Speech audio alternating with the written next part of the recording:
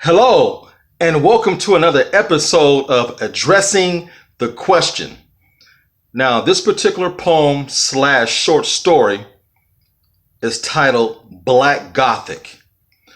This was a trip, because whenever I perform this poem in person, when I travel, I get pulled aside. Dude, it's such an intimate story. Do you have any knowledge or personal experience with a black girl who happens to be Gothic?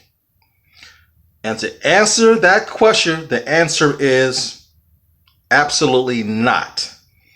I did a lot of research to get the facts right as possible. Now, to go back to high school, I was infatuated with girls that was into the goth thing. I loved it.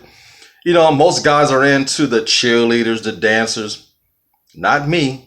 Give me that girl who stands off by herself, who's into the darker elements of life, who embraces the darker things that go bump in the night. Maybe a little witchcraft, maybe a little voodoo. That doesn't scare me.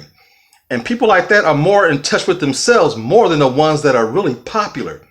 You remember that movie back in the day called The Craft? Remember the black chick in that movie? That was my idea in my head of a chick that's a black goth. And when I wrote this poem, I had her in mind.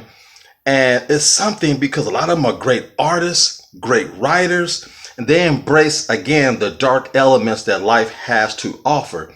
To me, that is sexy. So I wanted to write a poem about that. And in my entire life, until recently, I never ran into anybody who was a black goth person. Seen plenty of other ones, Asian, Indian, white, never a black chick who was goth. I only met one. I'm telling you, it's cool. They like to rock out. They like rock music. They like all elements. They're just like us, but they embrace black. And black is my favorite color. So there you have it. I did research to get the facts right as possible to do this poem slash short story. But no, I never dated a girl who was goth. But thank you for tuning in with your questions. This is so much fun. Until next time.